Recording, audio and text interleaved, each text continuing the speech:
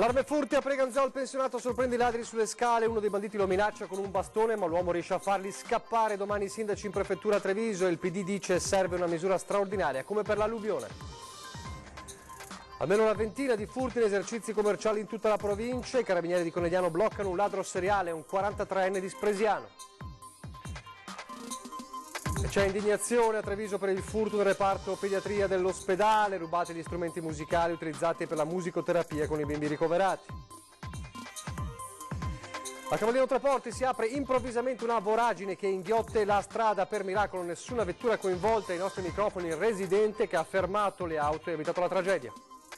'Ndrangheta, nuovo capitolo dell'operazione Camaleonte, notificati 54 avvisi di chiusura indagini in tutta la regione, anche un imprenditore partecipava insieme ai calabresi alle estorsioni. Risse, violenze e irregolarità, chiusura per 15 giorni di un locale in zona Fonderia a Treviso, la decisione del questore. Inizia il nostro viaggio tra i presepi della Marca con l'ormai tradizionale mostra delle natività presso i Padri Carmelitani di Treviso che aprirà al pubblico il prossimo 8 dicembre. Telespettatori di Antena 3, buonasera, ben ritrovati, l'edizione trevigiana dei nostri telegiornali. Ancora la questione furti, l'allarme furti nella Marca in primo piano, mentre domani è in programma un vertice in prefettura tra il prefetto e i sindaci del territorio provinciale. Le razzie continuano, anche le incursioni nelle abitazioni, come a Preganziol, dove un pensionato ha sorpreso i ladri in casa e è riuscito a reagire e a metterli in fuga. Sono da solo e si presenta uno davanti con un bastonetto così che mi fa vai via te, vai a dormire, questo bastonetto. Faccia a faccia con i ladri all'interno della propria abitazione, l'esperienza che nessuno vorrebbe mai fare. È sera, ora di cena, al signor Alessandro arriva la telefonata del figlio che lo avvisa di aver ricevuto il segnale d'allarme indicante una possibile intrusione. Vai a controllare, dice il padre. L'incontro con i ladri avviene sulle scale. Sono in 3, accento straniero, vestiti completamente di nero, berretto e felpa con cappuccio che si calano prontamente sulla testa. Uno mi sono trovato proprio davanti e dove ci stai fuori mi ha guardato qua pila così, vai via te, vai a dormire, vai via da qua. Come vado via? Stessa casa mia, perché io vado via? Mi faceva così con un bastonetto, sono riuscito a prenderlo un attimo, ma si è girato, si è messo il cappuccio. Impaurito ma determinato per farli scappare, l'uomo si inventa uno stratagemma. Però a quel momento mi grida mia moglie, portami la pistola, che no, portami la pistola e adesso arrivo, quando gli ho detto adesso sono qua. E si è partito. I ladri per fortuna scappano, non prima di aver messo a soqquadro l'appartamento del figlio e con un'area furtiva che si limita ad un portafoglio vuoto. Ciò che rimane è lo spavento vissuto dai residenti, che non sono gli unici qui ad aver ricevuto simili terrificanti visite. E me li sono trovati dentro in casa, per fortuna avevo un cane, un cane piuttosto grandino, e li ha fatti fuggire insomma, però la paura c'è sempre. Via Marcello del Maino, a 2 passi dal centro di Preganziol, ma immersa in una bella e silenziosa campagna. Cani, antifurto e vigilanza non bastano a scongiurare brutti incontri. Perché luci ce ne sono veramente poche, infatti io vado a correre solo alla mattina perché non mi fido di andare alla sera. E sinceramente sì, siamo poco sicuri, ci sentiamo poco sicuri. Furti che avvengono sempre o quasi nella fascia preserale. Qui siamo in via Venezia, tra Mogliano e Marcon. I ladri sono entrati dalla terrazza al primo piano, mentre la famiglia Ceolin stava cenando al piano terra. L'allarme era disattivato purtroppo? Purtroppo sì, perché eravamo a cena e se sta male perché, anche perché ti sei in casa, perché sei un bambino, che sei una figlia e non te vorresti mai che succedesse queste robe qua, insomma. Non abitazioni ma negozi erano nel mirino invece di un ladro seriale, un 43enne che ne ha messe a segno diverse decine negli ultimi mesi, è stato individuato dai carabinieri. Individuato e arrestato dai carabinieri di Conegliano Veneto col supporto dei colleghi delle stazioni di Villorba, Spresiano e Nervesa della Battaglia, un uomo di 43 anni di Spresiano, ritenuto responsabile di oltre 20 furti a esercizi commerciali. Bar, negozi e ristoranti erano gli obiettivi del presunto ladro seriale che agiva in tutta la provincia ed oltre, aspettando l'orario di chiusura degli esercizi pubblici per potervi penetrare indisturbato. Le prove raccolte hanno convinto la Procura di Treviso, che ha ordinato l'arresto del 43enne accusato di 5 colpi, ma a cui ne sono stati attribuiti più di 20 fra Treviso, Conegliano, Villorba, Oderzo, Ponte di Piave, Noventà di Piave e San Donà. Con l'ausilio di video e testimonianze, l'Arma ha puntato l'attenzione sul 43enne. L'identificazione è stata altresì resa possibile grazie all'aiuto dei cittadini che hanno segnalato l'autovettura utilizzata dal soggetto, ma anche dal sistema di videocamere installato sul territorio trevigiano, che ha di fatto immortalato l'autovettura nei pressi degli obiettivi dove il soggetto ha perpetrato i furti. L'uomo andava alla ricerca di denaro contante. I furti messi a segno hanno permesso di realizzare un tesoretto per un importo complessivo di 50.000 euro. Abbiamo soprattutto fatto emergere la capacità delinquenziale del soggetto, sia per rapidità di esecuzione nell'aprire gli esercizi pubblici, come quella di asportare anche i registratori di cassa. I militari sospettano però che il numero di furti sia superiore. Continuano perciò gli accertamenti per stabilire se l'uomo abbia commesso ulteriori reati. E poi nel mirino dei ladri finiscono purtroppo anche i bambini e cresce sempre di più di ora in ora l'indignazione per la razzia nel reparto di pediatria dell'ospedale Cafoncello. Non è tanto per il valore in sé quanto per l'aspetto, diciamo, di principio, insomma, perché toglierci gli strumenti per poter aiutare i bambini, insomma, lo ritengo una cosa abbastanza vile. C'è tanta amarezza nelle parole di Franco Dell'Anna, promotore con l'associazione La Musica di Angela di un progetto di musicoterapia per i bambini ricoverati nella pediatria dell'ospedale Cafoncello di Treviso. Gli strumenti musicali per le attività con i piccoli pazienti sono spariti dalla stanza nella quale venivano custoditi. Non si tratta di strumenti di grande valore economico, delle maracas, una tastiera, un vibrafono ed altri piccoli apparecchi, ma attrezzature necessarie per svolgere le attività con la musicoterapista. Il furto risale a qualche tempo fa, ma l'associazione, prima di denunciare, ha voluto dare il beneficio del dubbio alle ignote mani che si sono appropriate degli strumenti, sperando che magari il ladro si pentisse e riportasse il maltolto. Così non è stato. Purtroppo è successo che questo materiale non è più ritornato e quindi così in qualche modo abbiamo dovuto denunciare l'accaduto. Parte degli strumenti è già stata riacquistata. Intanto sui social la notizia ha suscitato grande indignazione, oltre ad una gara di solidarietà per far ripartire il progetto. Resta intanto l'amarezza al pensiero che ci siano delle persone così prive di intelligenza e cuore da privare dei bambini malati di un momento di svago per alleviare la loro sofferenza. Anche perché dietro, insomma, il progetto della Musica di Angela c'è nostra figlia che abbiamo perso proprio in pediatria, quindi secondo me anche il pensiero che qualcuno si sia appropriato di qualcosa che toglie un sorriso ai bambini è triste, sicuramente. E sui furti oggi è intervenuta anche la segreteria provinciale del Partito Democratico, che rilancia come risposta efficace il controllo del vicinato e propone alla Lega un tavolo comune. 400 furti nell'arco di un mese sono un evento straordinario, al pari di un'alluvione o dell'esondazione del Piave, e come tale deve essere affrontato con determinazione. Una risposta straordinaria a un'emergenza straordinaria, quella che invoca il Partito Democratico dopo l'ondata di furti che da fine ottobre ha investito la Marca e la città di Treviso. Quello che noi diciamo è che a un evento straordinario serve una risposta straordinaria della politica, quindi basta chiacchiere, basta inveire contro il governo, basta nascondersi dietro la propaganda. Noi come Partito Democratico proponiamo di ragionare assieme a tutte le forze politiche, a cominciare dalla Lega che fa della sicurezza il suo cavallo di battaglia, su soluzioni concrete e soprattutto immediate, perché non possiamo permetterci di lasciare i cittadini soli in casa con la loro paura. Non sono più vigili o più telecamere la risposta al problema, ma una sicurezza partecipata. La Lega a Treviso ha affossato il controllo di vicinato, denuncia il consigliere comunale Roberto Grigoletto. Occorre invertire la rotta. Dobbiamo lavorare sulla prevenzione, dobbiamo aiutare i cittadini a collaborare con le forze dell'ordine e fare in modo che i furti non accadano. E l'unico modo è appunto che ci sia un coinvolgimento dei cittadini stessi che possono segnalare quando vedono casi strani che si verificano davanti alle loro abitazioni. Attenzione, ammonisce infine Grigoletto, alle psicosi, così le definisce, create dai gruppi social. I cittadini non devono diventare degli sceriffi, i cittadini devono collaborare con le forze dell'ordine, a ognuno il proprio mestiere, ma è importante il contributo che possono dare i cittadini in questo senso.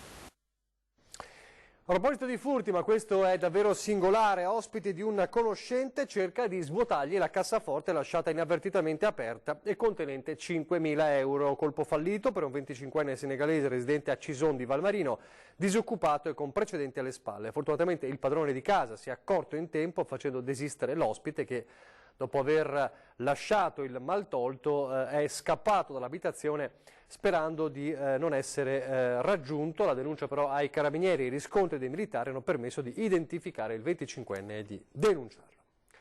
Chiudiamo questa ampia pagina sui furti e sulla sicurezza. Lasciamo per un attimo la Marca, ma ci spostiamo di poco a Cavallino Treporti per guardare cosa è accaduto incredibile nel primo pomeriggio di oggi.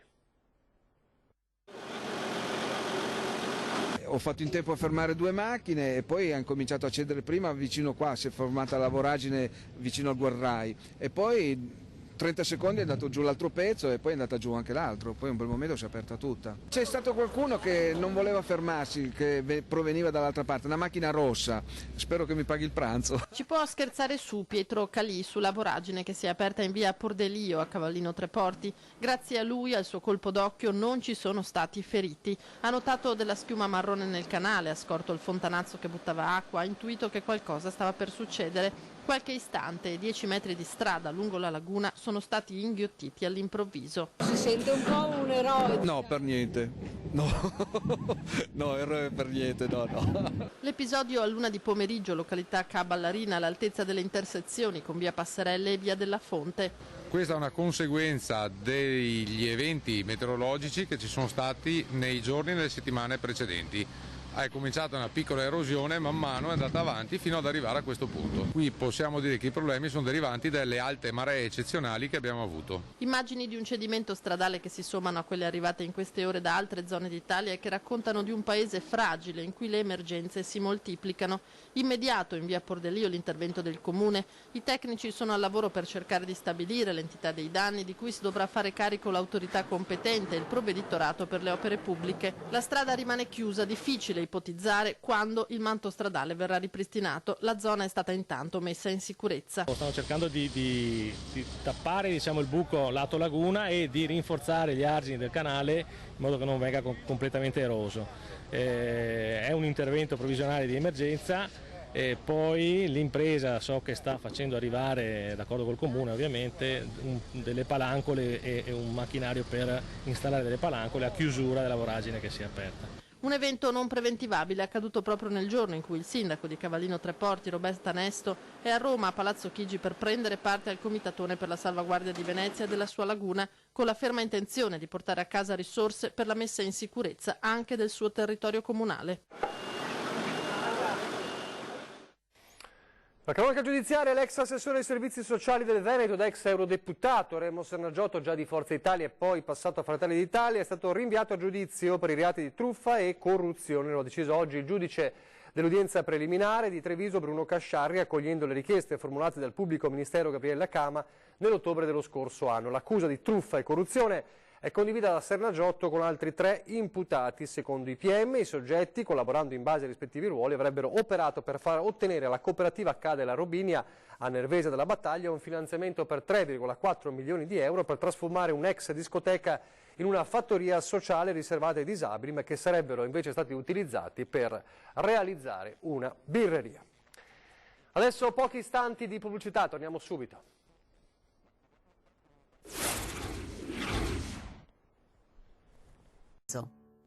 Rieccoci in studio in diretta il telegiornale di Treviso. Ripartiamo dal nuovo capitolo dell'operazione Camaleonte dei Carabinieri della Procura distrettuale antimafia di Venezia sulla 'ndrangheta in Veneto, l'infiltrazione della 'ndrangheta in Veneto. 39 persone erano già state arrestate o indagate, a queste se ne sono aggiunte altre 15 dopo le nuove testimonianze di imprenditori veneti vittime di estorsioni. Nuovi provvedimenti in tutta la regione, anche a Treviso. L'indagine Lo ricorderete, era partita nel 2013 dalla provincia di Padova dopo il pestaggio e il tentato sequestro da parte dei fratelli Sergio e Michele Bolognino di Galliera Veneta ai danni di un imprenditore di Treviso. Nelle indagini è emerso che addirittura anche un imprenditore padovano partecipava alle estorsioni assieme ai calabresi. Torniamo a Treviso adesso, questa volta per parlare della chiusura per 15 giorni disposta dal questore di un locale in zona Fonderia. L'ultimo grave episodio la settimana scorsa, quando a seguito di una violenta rissa tra cittadini sudamericani un uomo è stato colpito ripetutamente con una bottiglia di vetro ed ha riportato profonde ferite. L'ultimo atto di una lunga serie di gesti violenti verificatosi al Newmes Dames Club in via Fonderia a Treviso. Le volanti sono dovute intervenire diverse volte, come più volte gli avventori sono finiti all'ospedale. Il questore ha quindi disposto la chiusura per 15 giorni del locale, un circolo privato gestito da senegalesi. Nel corso dei controlli effettuati dalla polizia sono state identificate diverse persone dedite ad attività illecite di vario genere, riscontrate poi violazioni in materia di sicurezza ed antincendio, oltre al fatto che il locale veniva gestito come un locale di intrattenimento aperto a tutti e non solo ai soci, di qui il provvedimento interdittivo della chiusura per 15 giorni. Sta per partire, per tornare il nostro viaggio, come sempre in questo periodo, tra i presepi della Marca, da voi realizzati. Domani vedremo tutti i riferimenti per chiamarci, per segnalarci poi le vostre creazioni e noi verremo a trovarvi a documentare la vostra natività. Ma per iniziare questo viaggio iniziamo alla grande con la mostra tradizionale dei presepi dei padri carmelitani a Treviso.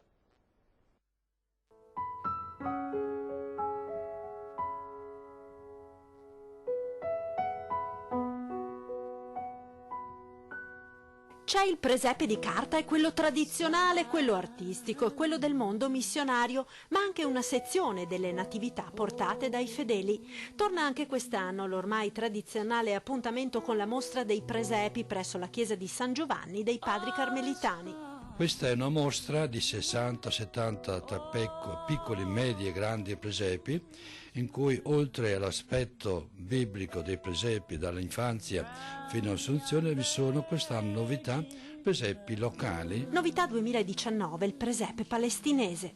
Quest'anno ambientato presepio palestinese con il grande sfondo delle montagne della Giudea, della Palestina. Ma nell'allestimento dei Padri Carmelitani non ci sono solo rappresentazioni della Natività.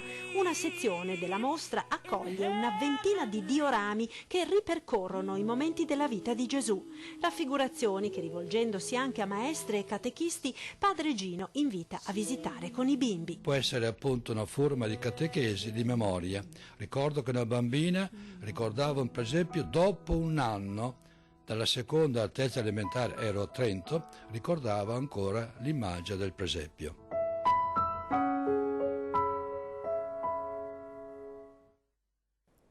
Una mostra che sarà aperta, lo ricordiamo, dall'8 dicembre. Adesso le notizie dal Bellunese.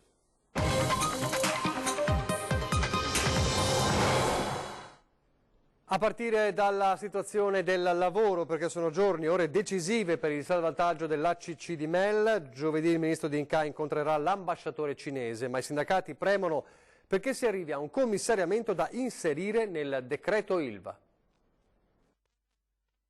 Il tempo è poco, signori, qui si parlava di marzo, si parla di febbraio, qui le voci stanno girando, abbiamo assolutamente pochissimo tempo. È una corsa contro il tempo, quella dei sindacati e delle RSU per il salvataggio dello stabilimento ACC di Mel. Due le strade sempre più strette in salita che saranno percorse nelle prossime ore e una non esclude l'altra. La prima con il ministro bellunese ai rapporti con il Parlamento Federico D'Incà, che giovedì incontrerà l'ambasciatore cinese. Proprio la Repubblica Popolare infatti continua ad avere un controllo diretto sul colosso Wanbao, intenzionato a chiudere con i primi mesi del 2020, una volta esaurita la liquidità.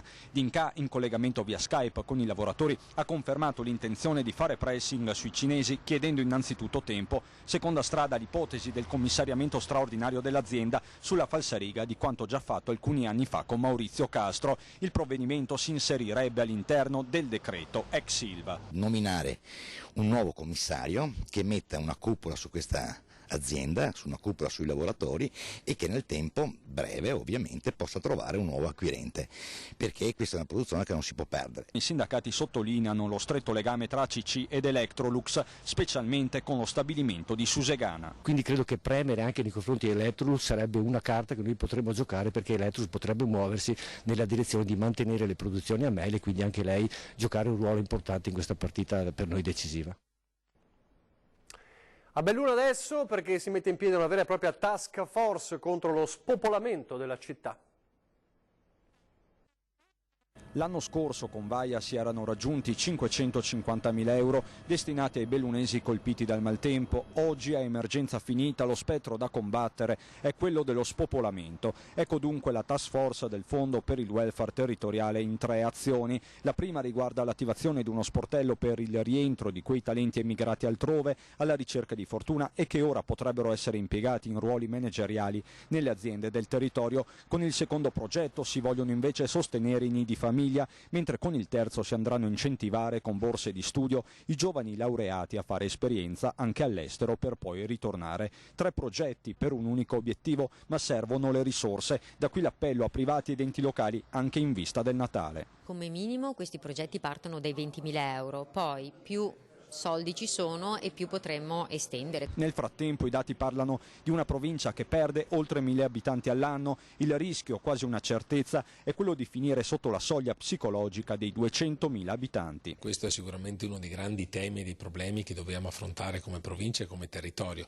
La lotta allo spopolamento, che è un po' un problema di tutta la montagna, non solo quella bellunese ma tutta del nostro paese. Quindi tutte le iniziative che verranno messe in atto sono sicuramente importanti. Attraverso il nuovo sito welfaredolomiti.it sarà anche diffuso un questionario per capire le ragioni di chi va e di chi resta, e chi resta sa che le difficoltà sono enormi, come hanno dimostrato le immagini dei bambini di Dont di Zoldo che per andare a scuola devono attraversare una frana. Parlare di spopolamento, dice il sindaco di Val di Zoldo, è la priorità. È lo spopolamento che in parte è causa anche di quella frana, in quanto meno gente sul territorio, meno tutela, meno controllo e eventi sempre più frequenti. Gli eventi di Natale 2019, ma non solo, i grandi eventi culturali della città di Treviso. Tra pochissimo con Ferdinando Avarino, l'assessore alla cultura di Treviso, Lavinia Colonna Preti, a 20:10. E adesso le previsioni del tempo. Grazie per averci seguito. Arrivederci.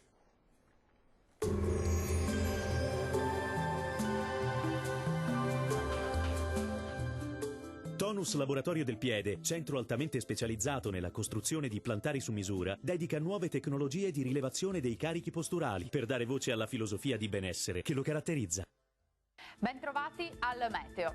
Dopo una breve tregua, l'avvicinamento dell'ennesima perturbazione di novembre causerà una nuova fase di maltempo sul nostro territorio. Vediamo dunque il dettaglio di mercoledì.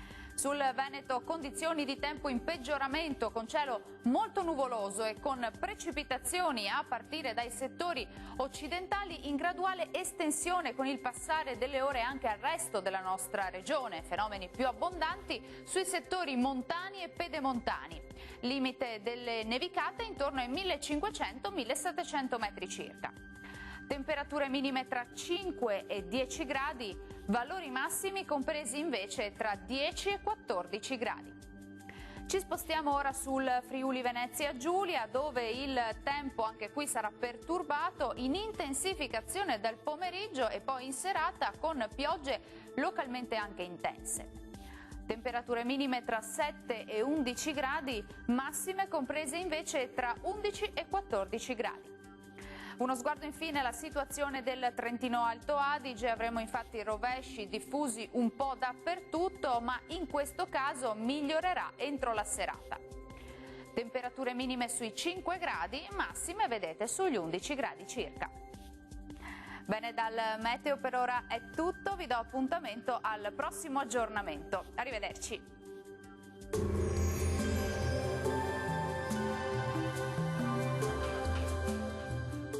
Tonus è il miglior negozio di calzature e moda comoda. Qui troverete il più vasto assortimento di calzature Fratelli Tomasi, eleganza e comodità, perché camminare è vivere.